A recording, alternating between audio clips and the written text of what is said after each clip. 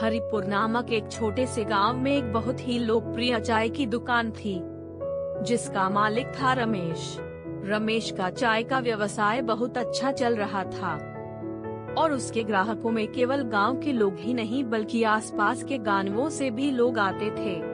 उसकी चाय की दुकान सुबह से रात तक ग्राहकों से भरी रहती थी।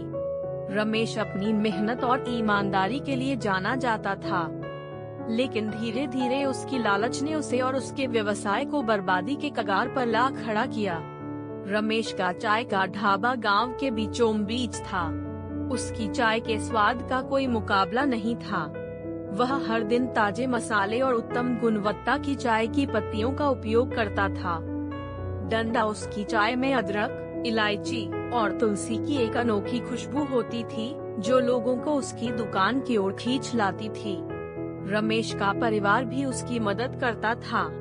उसकी पत्नी सविता बिस्कुट और स्नैक्स बनाती थी और उसके बच्चे ग्राहक सेवा में मदद करते थे।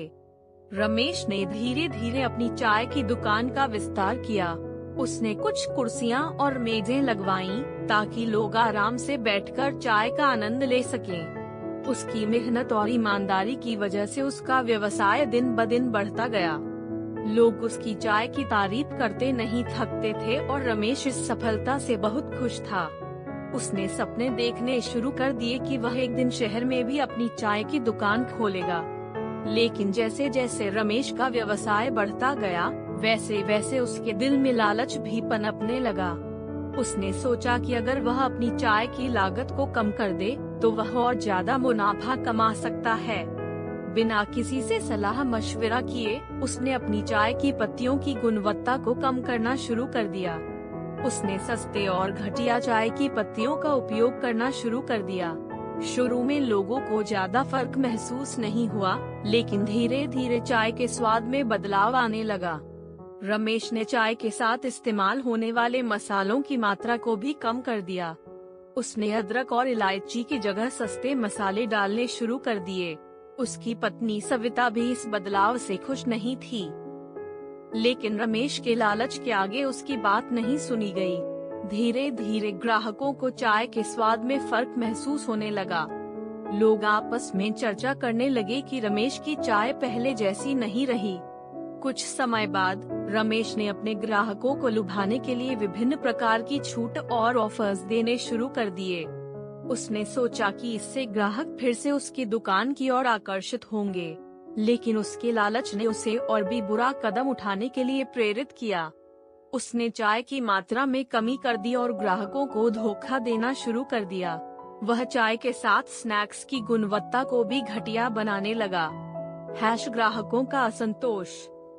रमेश के इन लालची कदमों का नतीजा यह हुआ कि उसके ग्राहक धीरे धीरे उसकी दुकान से दूर होने लगे। लोग अब उसकी चाय पीकर असंतुष्ट रहने लगे और उन्होंने रमेश की दुकान का बहिष्कार करना शुरू कर दिया।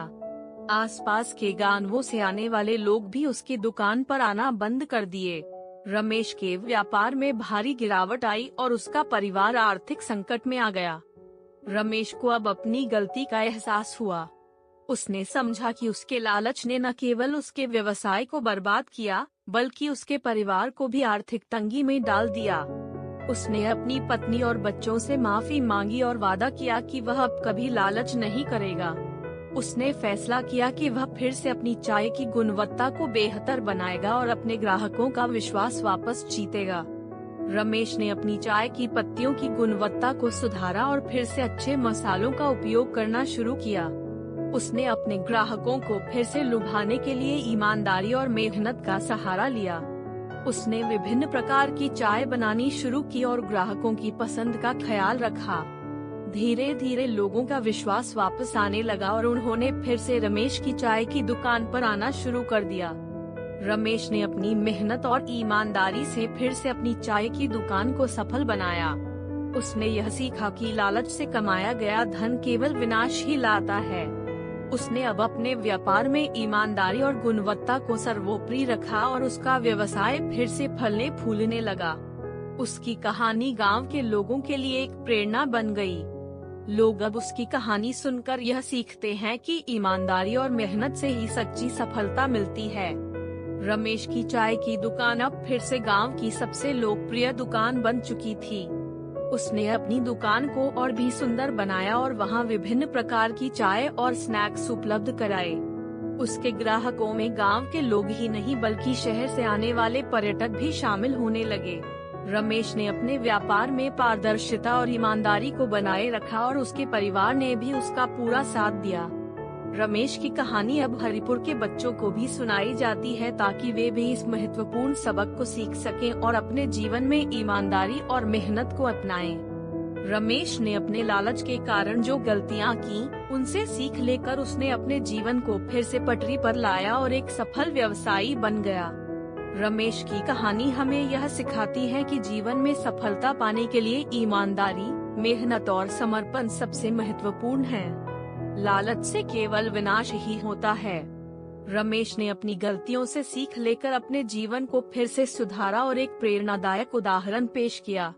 उसकी कहानी अब हरिपुर के लोगों के लिए एक प्रेरणा स्रोत बन चुकी है और लोग उसकी कहानी से सीख लेकर अपने जीवन में ईमानदारी और मेहनत को अपनाने की कोशिश करते हैं। रमेश की कहानी का यह अंत एक नए आरंभ की ओर संकेत करता है। यह कहानी हमें यह याद दिलाती है कि जीवन में ईमानदारी और मेहनत से ही सफलता मिलती है और लालच से केवल बर्बादी।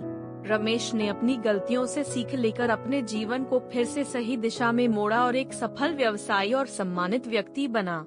उसकी कहानी अब हरिपुर के लोगों के दिलों में एक महत्वपूर्ण स्थान रखती है और उन्हें हमेशा प्रेरित करती है।